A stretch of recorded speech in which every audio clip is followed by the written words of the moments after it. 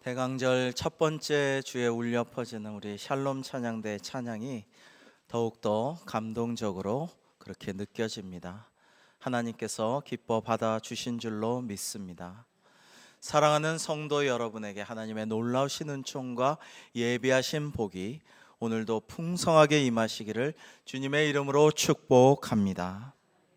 오늘부터 대림절 예수님의 탄생 성탄과 또 다시 오실 주님을 기다리는 절기가 시작이 됩니다.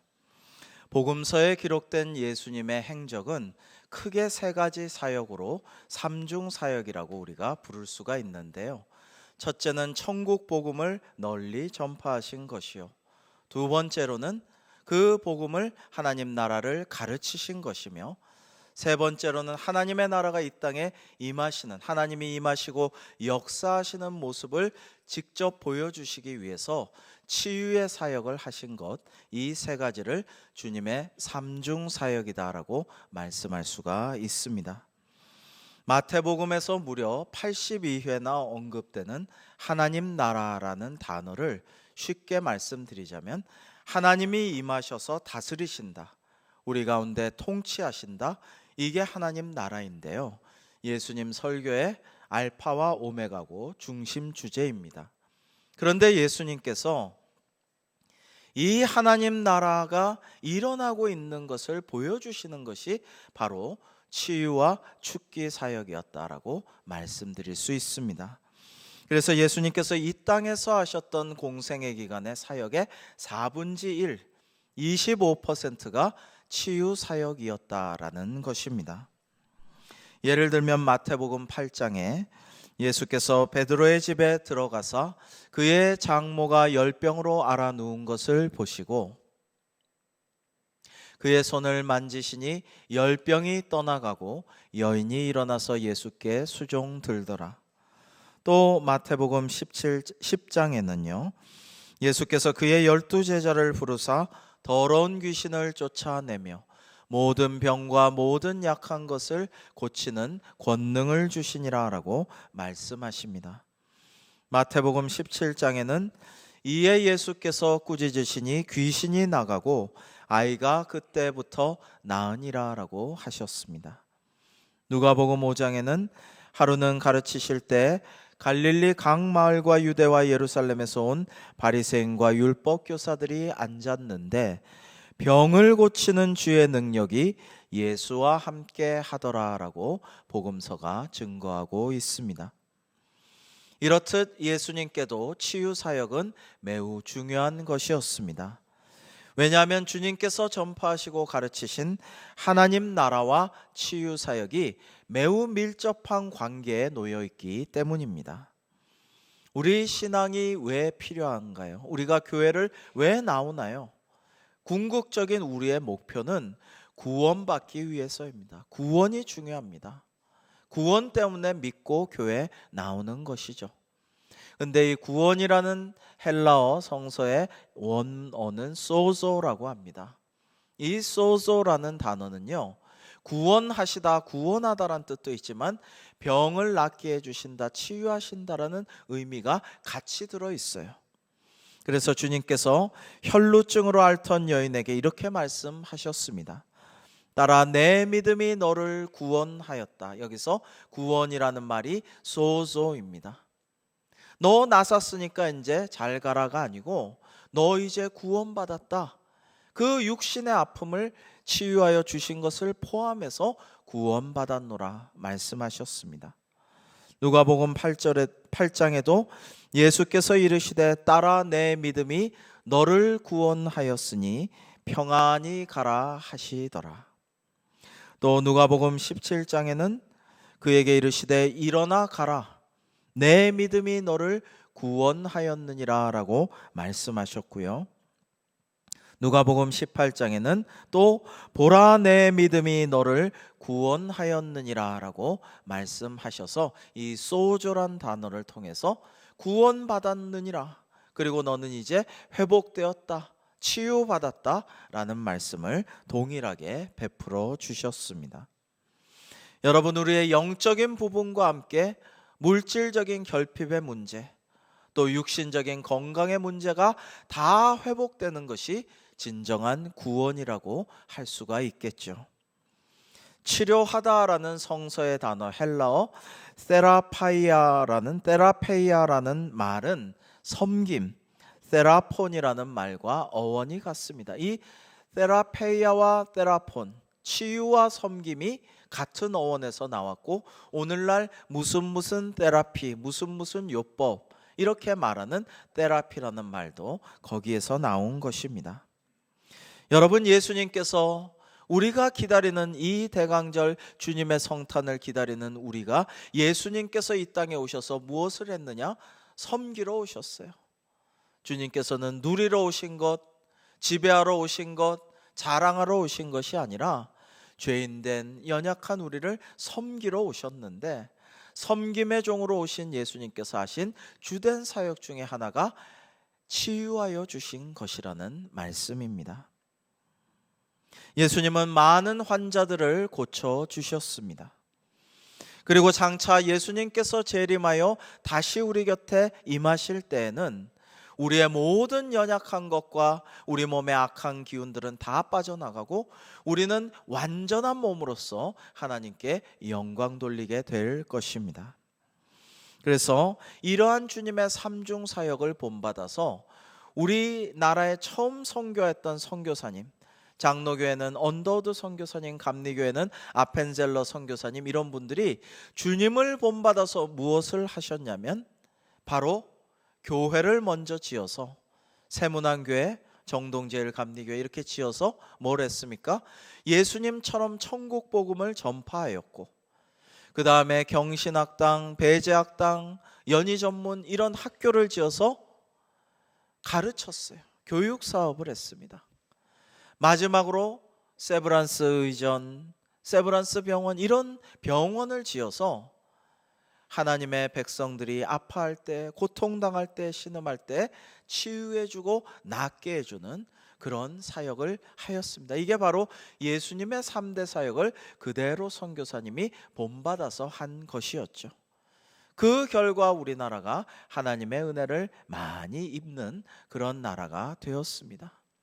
세브란스 병원에, 신촌의 그 세브란스 병원 엘리베이터를 딱 타면은 딱 눈에 띄는 게 하나님의 사랑으로 인류를 질병으로부터 구원하는 것이 우리의 미션이다, 이렇게 나와 있죠.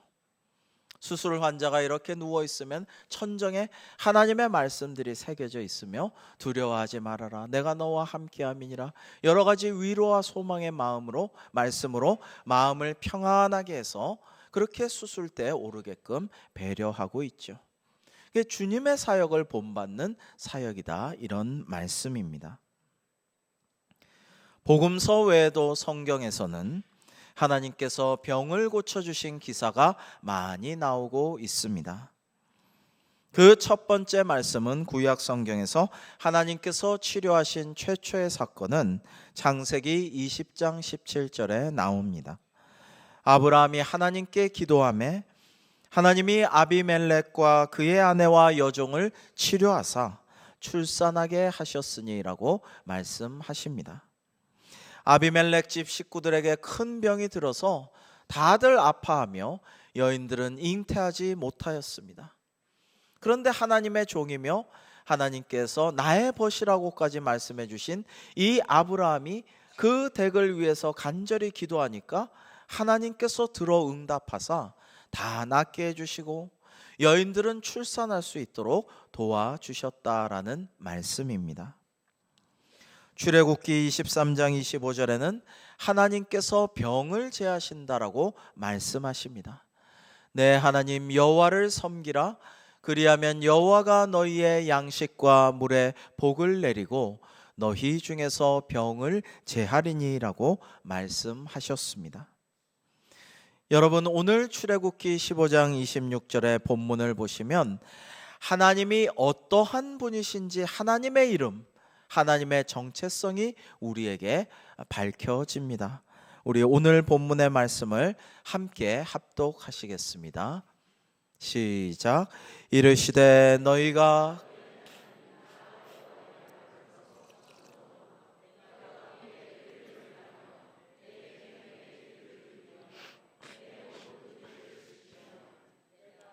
내가 애굽 사람에게 내린 모든 질병 중 하나도 너희에게 내리지 아니하리니 나는 너희를 치료하는 여호와임이라. 아멘. 여러분, 여기서 하나님의 이름, 하나님의 정체성, 하나님이 어떤 분이신가가 우리에게 드러납니다. 하나님은 여호와 라파, 치료하시는 하나님이신 것입니다. 요한일서에는 하나님은 사랑이시라라고 말씀하셨다면, 이 출애굽기에는 하나님이 말씀하시기를 하나님은 치료의 하나님이시다, 여호와 라파 하나님이시다라고 말씀하고 계십니다. 하나님께서는 치료해 주실 때가 있다, 치료하시는 어떤 부분이 있다, 치료를 좋아하시는 어떤 성품이 있다, 이게 아니고 여호와 라파 하나님은 치료의 하나님이시다라고 하나님을 규정짓고 있는 것입니다. 어두움 가운데 빛이 이렇게 스며들면 그 깜깜했던 한 치 앞도 보이지 않던 어둠이 스르르 물러가듯이 밝은 빛이신 하나님께서, 우리 예수님께서 우리 가운데 오시면 우리 안에 있는 모든 약하고 연약하고 또 더럽고 아픈 것들이, 우리의 질병이, 우리의 상처가 주님의 빛으로 말미암아 다 물러나게 될 줄로 믿습니다. 이 대강절에 우리는 그러한 주님의 도우심을 간절히 구해야 할 것입니다. 예수님께서 치유 사역을 하셨듯이 그 제자들도 사도들도 치유 사역을 행하였습니다. 베드로와 요한은 성전 문 앞에서 앉은 뱅이를 고쳐 주었고, 사도 바울은 수많은 선교 여행을 통해서 많은 사람들에게 치유를 행하였습니다. 심지어 그의 물건들조차 치유의 이적이 드러나게 되었습니다. 사도행전 19장에 보시면 사람들이 바울의 몸에서 손수건이나 앞치마를 가져다가 병든 사람에게 얹으면 그 병이 떠나가고 악귀도 나가니라라고 말씀하고 있습니다. 그래서 초대교회에서는 병 고치는 은사로 많은 사람들이 병에서 나음을 입음으로 말미암아 복음이 널리 전파되는 역사가 일어났던 것입니다. 치유 사역은 교회의 중요한 사역이었습니다. 그래서 병든 자가 있으면 교회는 그에게 기름을 바르고 안수하고 기도하여서 그를 낫게 하라라고 야고보서 5장에는 말씀하고 있습니다. 믿음의 기도는 병든 자를 구원하리니 의인의 기도는 뭐라고요? 역사하는 힘이 크다고 말씀하고 있습니다. 여러분, 그래서 우리는 환우들을 위해서 기도해야 마땅합니다. 자, 오늘 말씀의 질문입니다. 오늘 이 설교의 질문입니다. 하나님은 오늘도 치유하시나요? 하나님은 오늘도 우리를 위하여 치유의 손길을 베푸십니까? 대답은, 결론은 아멘, 네, 그렇습니다 입니다. 여러분, 하나님은 오늘도 우리를 위하여 역사하시고 살아계신 하나님이 우리를 치유하여 주시는 줄로 믿습니다. 여러분, 우리가 이러한 믿음을 가져야 합니다. 흔들리면 안 됩니다. 그러나 우리는 하나님이 어떤 사람을 어떤 방식으로 언제 고쳐주시는지는 모릅니다. 그것은 하나님의 주권에 달려있는 문제이기 때문입니다. 쉽게 말하면 하나님 마음대로입니다. 주님은 38년 된 베데스다 목가에서 기다리고 있던 천사가 내려와서 물에 한번 닿으면 거기 먼저 가는 사람이 낫는데, 그거를 모든 사람들이 다 가고 자기는 누워서 바라만 보고 있던 안타까운 환자에게 네가 낫고자 하느냐? 네, 그렇습니다 할 때 낫게 해주셨어요. 그러나 그 목가에나 팔레스타인의 그 당시에 수많은 환자를 한 번에 뿅 하고 다 낫게 해주신 게 아니에요. 하나님의 뜻이 있고 하나님의 때가 있고 하나님의 모든 경륜과 섭리와 예정이 따로 있는 것입니다. 사도 바울은 죽은 자도 살렸고 많은 치유의 이적을 행하였고, 아까 그의 물건들조차도 치유의 은사가 나타났다라고 말씀드렸지만은 정작 자기 몸에 있는 그 가시를 뺄 수가 없어서 그 육신의 사탄의 사자 같은 그 가시 때문에 고민하다가 3번이나 작전 기도를 했지만 하나님이 뭐라고 하십니까? 내 은혜가 너에게 족하니라. 그러고 그냥 두셨어요. 그래서 기도한다고 사실 다 낫는 것은 아니지요. 어떤 사람들은 말합니다.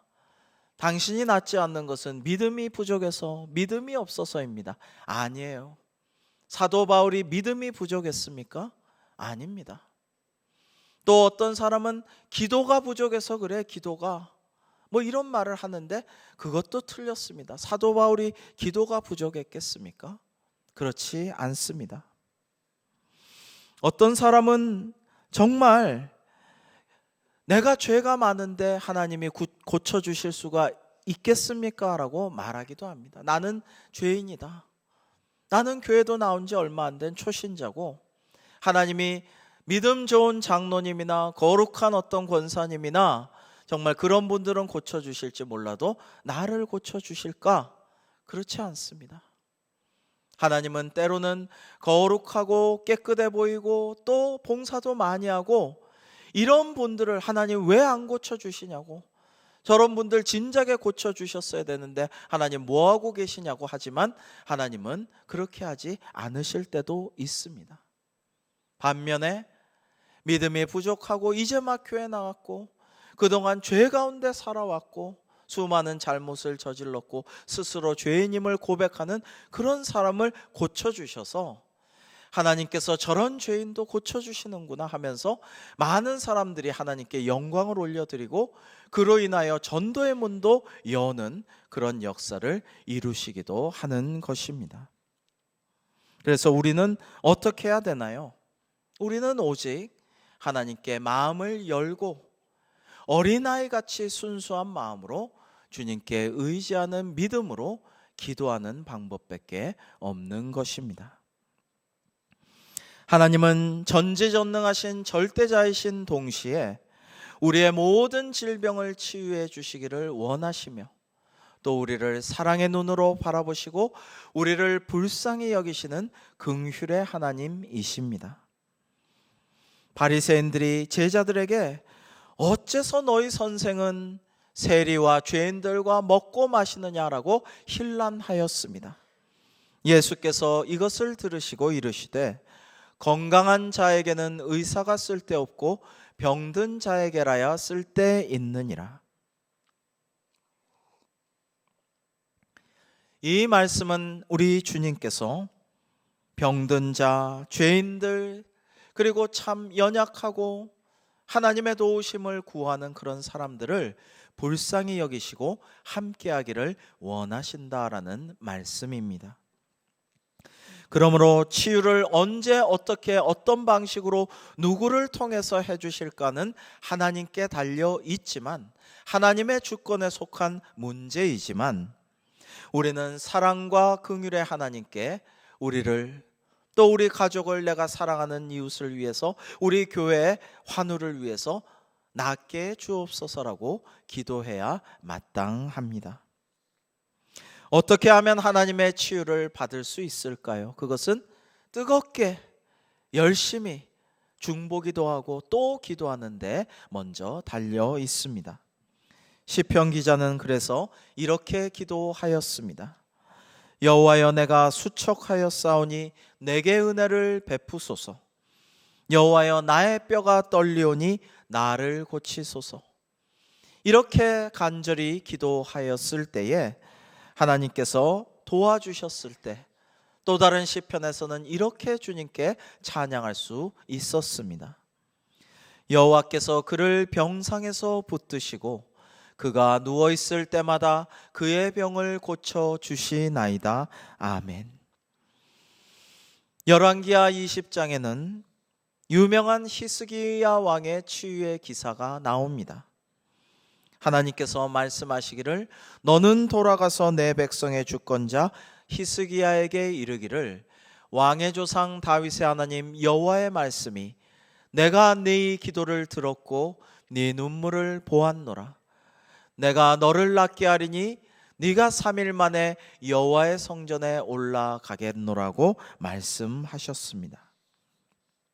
그래서 히스기야 왕이 그 눈물의 기도가 응답되어서 15년이나 수명이 연장되었음을 우리가 알고 있습니다. 열왕기하 5장에 보면 유명한 나아만 아람 왕의 군대 장관이었던 나아만 장군이 치유되는 역사가 기록되어 있죠. 근데 여기서 우리가 깨달아야 할 것은 무엇입니까? 이 나아만이 자국의 국방장관이고 많은 군사들을 이끌고 이스라엘로 왔는데 뭐 크게 안수하고 크게 소리쳐 부르고 뭔가 신비로운 현상이 일어난 게 아니라 그 엘리사가, 하나님의 종이 그저 요단강에 가서 7번 몸 담그고 나왔다가 또 담그고 7번 반복하라는 말씀을 주셨어요. 처음엔 화가 났지만 지혜로운 종들의 말을 듣고 이제 믿어보자, 한번 해보자 해가지고 7번 요단강에 들락날락한 결과 어린아이같이 그의 나병이 뽀얗게 나음을 받았습니다. 여러분, 이때 우리가 깨달아야 할 것은 무엇입니까? 이러한 병이 나으려면 하나님 앞에 우리는 겸손한 순종이 요구된다. 오래 참음이 필요하다. 그리고 정말 하나님만 의지하는 믿음을 가져야겠다라는 사실을 다시 한번 되새기게 됩니다. 어쩌면 하나님께서 겸손하게 하시려고, 교만하였던 나를 겸손하게 하시려고, 나만 잘난 줄 알았던 나를 하나님께 꿇어 엎드리고 경배하며 주님의 도우심을 바라며 기도하게 하시려고, 참을성이 없었던 나를 오래 참게 하시려고 이러한 것도 허락하셨나 보다. 그렇게 겸손히 하나님께 기도할 때 주님께서 우리의 기도에 응답하여 주실 줄로 믿습니다. 오늘 말씀 우리 볼 때에 하나님께서 뭐라고 하십니까? 말씀에 순종하여라. 의를 행하며 내 계명에 귀를 기울이며 내 모든 규례를 지키면 하나님께서, 여호와 라파 하나님께서 역사하시리라 라고 말씀하십니다. 근데 하나님의 모든 말씀과 규례와 의를 다 지킬 수 있는 방법이 뭐예요? 사실 이것은 두 가지요. 또 이걸 압축하면 한 가지입니다. 예수님께서 말씀하여 주신 하나님을 사랑하고 이웃을 사랑하라, 이것을 행하면 되는 것입니다. 우리가 하나님께 예배하고 주님 앞에 꿇어 엎드려 경배하고 하나님을 찬양하고 감사함을 표현하고 주님께 기도하며 또 이웃을 용서하고 이해하고 이웃을 위해서 사랑을 행하고 섬김을 행하고 그를 치유하여 주옵소서 하나님께 중보의 기도를 올리면 하나님께서 우리 가운데 역사하여 주시는 것입니다. 예수님은 12사도들에게 명하신 명을 제자들에게도 동일한 사명으로 주시고 70인 제자들을 파송할 때에도 동일한 명령을 주셨습니다. 그것은 가서 모든 약한 것과 병든 것을 고치라고 하신 것입니다. 우리에게 치유하라고 사역의 명령을 내려주셨습니다. 여러분, 가끔 신유의 은사가 있는 분이 계시죠. 그런데 나에게 신유의 은사가 없어도 내가 평소에 치유의 능력이 있다고 믿어지지 않을 때에도 여러분, 주님의 마음으로, 긍휼의 마음으로 저분이 얼마나 아플까, 얼마나 고생스러울까, 저분이 빨리 회복돼야 될 텐데, 나아야 될 텐데, 하나님께서 역사하시면 나을 수 있을 텐데, 그런 마음으로 우리 가족을, 친구를, 이웃을 사랑하는 일을 위해서 손을 꼭 잡고, 때로는 성령께서 역사하시면 그 머리에, 그 환부에 안수하시고 간절히 중보기도를 하면 여러분을 통해서도 하나님의 은총이 임하사 그분들의 병이 낫게 되는 역사가 일어날 줄로 믿습니다. 여러분, 그렇게 될 때 우리는 하나님의 구원의 통로, 은혜의 통로, 치유와 회복의 통로가 되는 것입니다. 하나님께서 때로는 우리에게 이런 일들을 명하시고 우리를 사용하여 주십니다. 초대교회의 많은 성도들이 육신의 나음을 입고 하나님을 믿게 되고 그리하여서 영혼까지 구원을 입었습니다. 유명한 교부 오리겐, 성 어거스틴, 이레네우스, 수많은 사람들의 문헌들을 보면 그렇게 치유되고 회복되고 죽은 자도 살아남으로 말미암아 교회에 큰 영적인 대부흥이 일어나는 것들을 증거하고 있습니다. 서양에만 치유하시는 하나님이 아니시죠. 그래서 우리 한국에서도 그러한 역사가 많이 일어났습니다. 대표적인 예로 우리나라에서도 일제강점기 때 남대문 교회를 심무하시던 원래 불량배 출신이었던 김익두 목사님은 너무나도 많은 치유를 행하셨어요. 안전뱅이가 일어나게 되고 언청이가 마음대로 말하게 되고, 그리고 심지어는 눈먼 사람이 눈을 뜰 뿐만 아니라 다리 길이가 짧은 사람이 그 다리가 길이가 같아지는 그러한 여러 가지 역사들이 일어났습니다. 하도 그러한 일들이 많이 일어나서 이적증명이라는 책이 발간될 정도였습니다.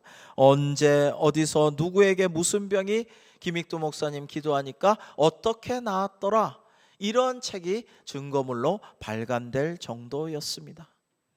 그런데 김익두 목사님이 무슨 대단한 방언을 하거나 무슨 신비적인 현상을 보여준 게 하나도 없어요. 그저 환우들을 볼 때 불쌍한 마음을 가지고 주님과 같은 긍휼의 마음으로 기도하고 또 기도하고 그를 생각하고 때로는 금식하고 기도할 때에 그 많은 환우들이 나음을 입었다라는 것입니다.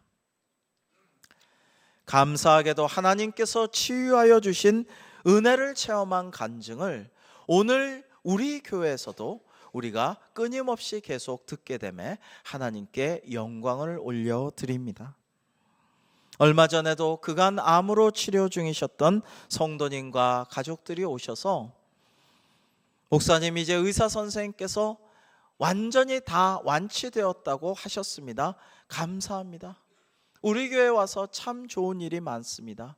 이렇게 치유와 회복을 주신 하나님께 찬양과 영광을 올려드립니다 라고 말씀하셔서 얼마나 감사했는지 몰라요. 또 얼마 전에는 신방간 가정에 연세가 많으신 성도님이 지병이었던 당뇨병이 다 나았다고 합니다. 몇 개월 동안 당뇨병 약을 먹지 않았는데 이제 완전히 나았고 병원에서도 그렇게 처방하였다고 합니다.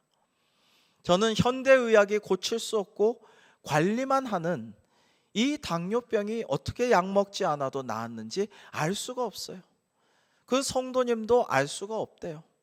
특별한 비결도 없는데 하나님이 낫게 해주셨다고 하나님을 찬양하였습니다. 참으로 감사한 일입니다.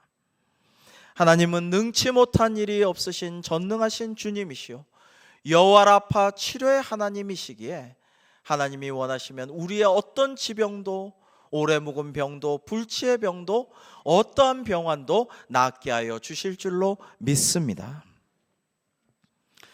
근래에도 정말 너무나 어려운 암이 갑상선암이나 선암이나 초기에 발견된 위암 같으면은 훨씬 괜찮을 텐데 너무나 어려운 부위에 너무 어려운 암이 많이 진행이 되어서 참으로 많이 염려하고 기도했던 분이 계십니다. 근데 이 성도님의 치료가 어려운 부위의 암세포가 또 목까지 전이가 되어서 그것도 참 큰일이다. 그런 상황에서 많이 기도하였는데 하나님께서 역사하여 주셔서 먼저는 그 목에 퍼진 암이 깨끗이 사라졌고 그 이후에는 그 하늘의 별처럼 퍼져 있던 그 많은 암세포들이 의사 선생님도 참 놀라고 하나님께 영광 돌릴 정도로 모든 그 암세포들이 보이지 않도록 되었고, 그 다음에 조금 보여서 환자 본인은 잘 볼 수가 없지만 의사 선생님이 요게 암입니다라고 할 정도로 흐리고 조그맣게 줄어들게 되었습니다. 할렐루야. 이런 일들이 오늘 우리 대광교회에서도, 오늘 우리 주변과 이웃에도 일어나는 것은 전능하신 하나님 여호와라파 하나님께서 우리를 긍휼히 여기시고 우리의 기도를 들으시고 우리가 잘 되고 건강하기를 바라셔서 오늘도 역사하시는 덕분인 줄로 믿습니다. 그러므로 참으로 감사함으로 하나님을 찬양하면서 우리가 늘 환우들을 위해 기도하고 섬기며 돌보는 사역을 함께 해 나가야 할 것입니다. 물론 하나님께서 사랑하시는 자를 무조건 다 낫게 하시는 것은 아닙니다. 시편 116편 15절의 말씀대로 그의 경건한 자들의 죽음은 여호와께서 보시기에 귀중한 것이로다라는 말씀과 같이 때로는 너무나 좋은 분을 왜 이렇게 일찍 데려가시나, 저분은 꼭 고쳐주셨으면 좋겠는데 왜 하나님은 데려가시나, 기도에 응답해 주시지 않으시나, 그런 분들도 있죠. 지난주에는 평생 영락교회를 잘 섬기던 기도의 권사님이 돌아가셨는데, 이 권사님의 기도 제목 첫 번째는 죽기 전에 많이 아프지 말고 가족들 힘들지 않도록 빨리 데려가셨으면 좋겠다라는 것이 기도 제목이었습니다. 그런데 건강하시던 권사님께서 지난주에 갑자기 감기를 이틀 앓으시고 사흘째 그게 폐렴으로 발전되셨는데 별로 고통스러워하지 않으시고 미소 지으면서 주무시듯이 돌아가셨습니다. 가족들이 말하기를 평생 우리 어머니의 기도를 들어주신 하나님께서 마지막까지 주님께서 기도를 들어주셨습니다라고 하시면서 갑작스러운 어머님의 별세에도 슬퍼하거나 당황하지 않고 하나님을 다들 찬양하는 것을 보았습니다. 사랑하는 성도 여러분, 우리의 육신은 낡아지고 결국에는 죽게 되겠지요. 때로는 죽음을 감사함으로 받아들이고 준비해야 할 때도 있습니다. 그러나 오늘 우리에게 주신 말씀은 하나님께서는 치료의 하나님, 여호와 라파, 치유하시는 하나님이라는 말씀입니다. 우리가 이 말씀을 그대로 믿고 하나님을 사랑하며 이웃을 사랑하여 그 말씀대로 준행함으로 애씀으로 말미암아 하나님이 오늘도 우리를 구원하시기 위해서 병을 낫게 하여 주시는 그 놀라운 은혜를 체험하고 환우들을 위해서 중보기도에 힘쓰고 섬김에 힘쓰는 우리 모두가 될 수 있기를 주의 이름으로 축원합니다. 기도하시겠습니다. 하나님 아버지, 우리가 병든 자를 위하여 기도하고 하나님의 임재를 간구하며 주님께서 우리 가운데 오셔서 역사하시는 그 사역을 믿고 기도하면 놀라운 은혜가 있을 줄로 믿습니다. 비록 어떤 분에게는 그분의 육적인 치유를 허락하지 않으셔도 대신에 영적인 은혜와 치유가 임하게 하여 주셔서 그 더 큰 은혜를 깨닫게 하시고 더 값지고 영원한 유익을 본인은 물론 자손들과 이웃들에게까지 미치게 하여 주시옵소서.